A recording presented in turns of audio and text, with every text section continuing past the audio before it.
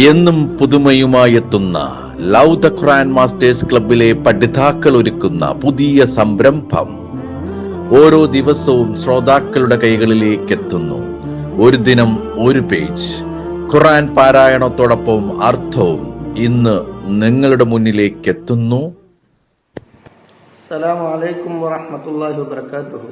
ഞാൻ ജഹീർ. അസ്സലാമു അലൈക്കും വറഹ്മത്തുള്ളാഹി വബറകാതുഹു. ഞാൻ നുഹ മുനീറ. ഒരു ദിനം ഒരു പേജ് എന്ന പ്രോഗ്രാമിലേക്ക് ഏവർക്കും സ്വാഗതം. ഞങ്ങൾ ഇന്നിവിടെ പാരായണം ചെയ്യാൻ പോകുന്നത് പരിശുദ്ധ ഖുർആനിലെ 4-ാമത്തെ അധ്യായമായ നിസായിലെ 77-ാമത്തെ പേജാണ്. 1 മുതൽ 6 വരെ അടങ്ങുന്ന ആയത്തുകളാണ് അതിൽ ഉൾപ്പെട്ടിട്ടുള്ളത്. അഊദു ബില്ലാഹി മിനശ് ശൈത്വാനിർ റജീം. ബിസ്മില്ലാഹിർ റഹ്മാനിർ റഹീം.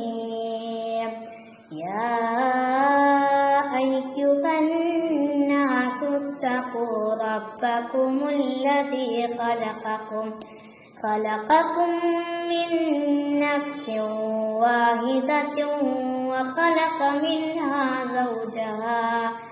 زوجها وبث منهما رجالا كثيرا ونساء واتقوا الله الذي تساءلون به والأرحام إن الله كان عليكم رقيبا.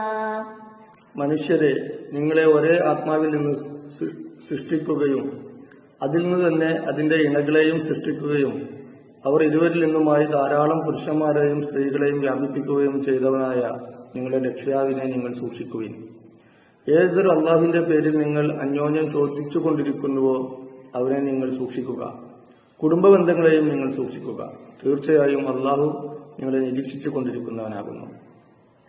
وآتوا اليتامى أموالهم ولا تتبدلوا الخبيث بالطيب ولا تأكلوا أموالهم إلى أموالكم إنه كان حوبا كبيرا.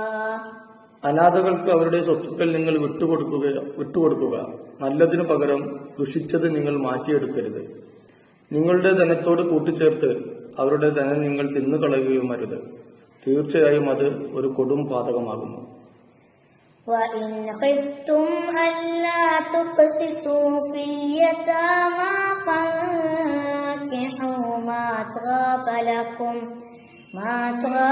لَكُم مِّنَ النِّسَاءِ مَثْنَى وَثُلَاثَ وَرُبَاعَ فَإِنْ خِفْتُمْ أَلَّا تَعْدِلُوا فَوَاحِدَةً أَوْ مَا مَلَكَتْ أَيْمَانُكُمْ ذَلِكَ أَدْنَىٰ أَلَّا تَعُولُوا. അനാഥകളുടെ കാര്യത്തിൽ നിങ്ങൾക്ക് നീതി പാലിക്കാനാവില്ലെന്ന് നിങ്ങൾ ഭയപ്പെടുകയാണെങ്കിൽ മറ്റു സ്ത്രീകളിൽ നിന്ന് നിങ്ങൾ ഇഷ്ടപ്പെടുന്ന 2, 3, 4 പേരെ വിവാഹം ചെയ്തു കൊള്ളുക.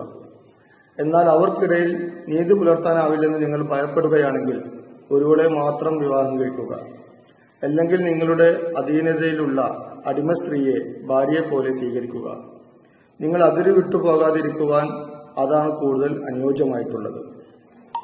وآتوا النساء صدقاتهن نحلة فإن طبن لكم عن شيء منه نفسا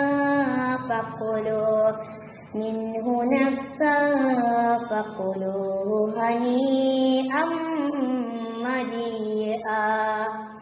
സ്ത്രീകൾക്ക് അവരുടെ വിവാഹമൂല്യങ്ങൾ മനസംതൃപ്തിയോടുകൂടി നിങ്ങൾ നൽകുക. ഇനി അതിൽ നിന്ന് വല്ലതും സമനസ്സോടെ അവർ വിട്ടുതരുന്ന പക്ഷം നിങ്ങൾ അത് സന്തോഷപൂർവ്വം സുഖമായി ഭക്ഷിച്ചുകൊള്ളുക.